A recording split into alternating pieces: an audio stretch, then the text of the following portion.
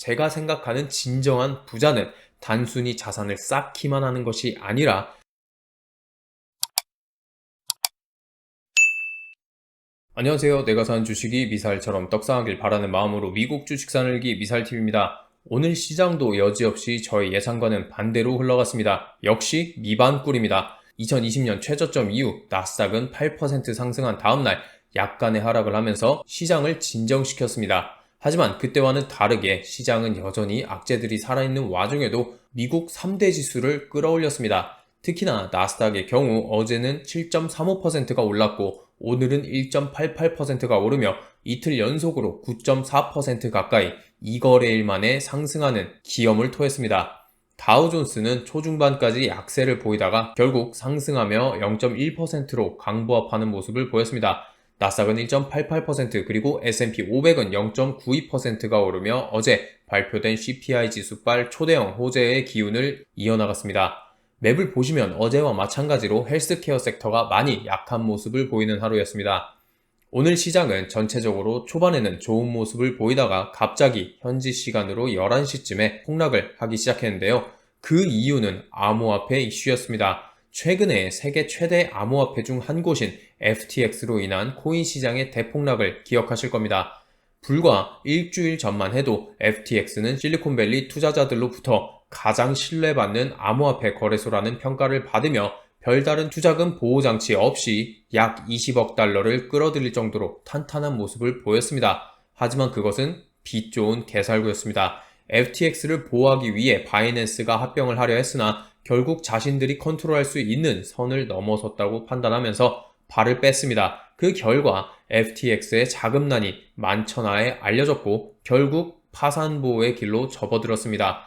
암호화폐의 신화 중 한 명이었던 FTX의 공동 창업자 겸 최고 경영자 샘 뱅크먼 프라이드가 사임을 했습니다. 이러한 악재들로 인해서 또다시 암호화폐 시장에 대규모 매도세가 몰려들었으며 오늘 그래도 18,000달러까지 회복했던 비트코인은 16,880달러에 거래되고 있는 모습을 보이고 있습니다.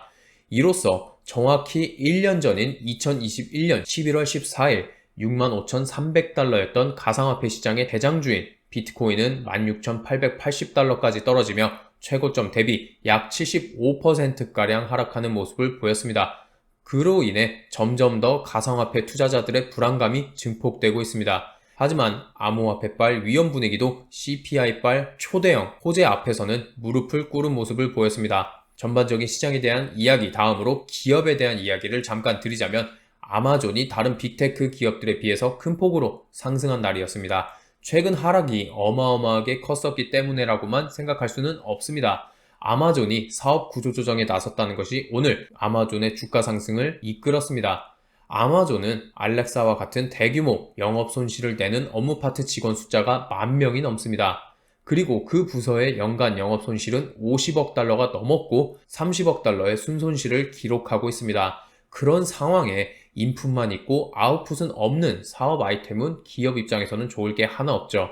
알렉사뿐만 아니라 수익성이 낮은 다른 사업부도 중단 혹은 폐쇄할 것으로 알려졌습니다. 특히 로보틱스, 소매업 등 일부 부서를 이미 폐쇄함으로써 비용 절감에 힘쓰고 있는 모습을 보이고 있습니다. 최근 기업 실적과 가이던스가 좋지 않았던 메타와 아마존 같은 경우에는 이런 식으로 비용 절감을 추진한다는 뉴스가 계속해서 나오면서 주가는 지속적으로 오르고 있는 상태입니다. 오늘은 특별하게 전달해드릴 소식이 별로 없기 때문에 시황에 대한 소식은 이 정도로 마치겠습니다. 현재 시장에 대한 저의 생각을 말씀드리겠습니다. 너무 다행스럽게도 오늘 시장은 상승을 이어나갔죠. 하지만 저는 지금 현 상황이 혹시라도 더 위험한 상황을 불러일으키지 않을까 우려됩니다. 시장 전반적인 것이 아닌 개미 투자자들에 한해서요.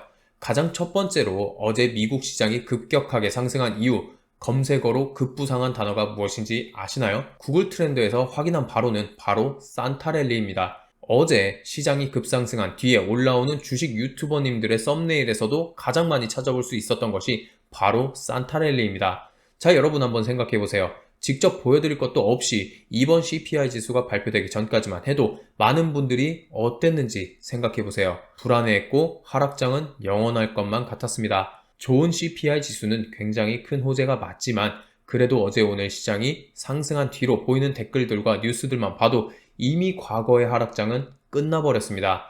그리고 나서 여전히 많은 손실을 보고 있지만 벌써부터 양전 가자 같은 댓글들이 굉장히 많이 나오고 있습니다. 물론 희망을 표현하는 것이 나쁜 것은 아닙니다. 제가 말씀드리고 싶은 것은 이미 절망은 사라지고 희망만 급격하게 커져가고 있다는 것을 경계해야 한다는 것입니다. 지금 시장의 분위기를 한 번 더 증명해 준 것이 바로 Fear and Greed Index입니다. 이렇게 보시면 지금 시장은 탐욕 구간으로 들어와 있는 상태이며 66에 위치해 있습니다.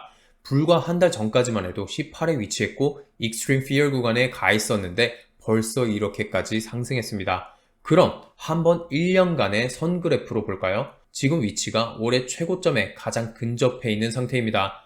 2022년 들어서 가장 높았던 탐욕지수는 68이고 그 직후에 여지없이 주식시장은 하락해왔습니다.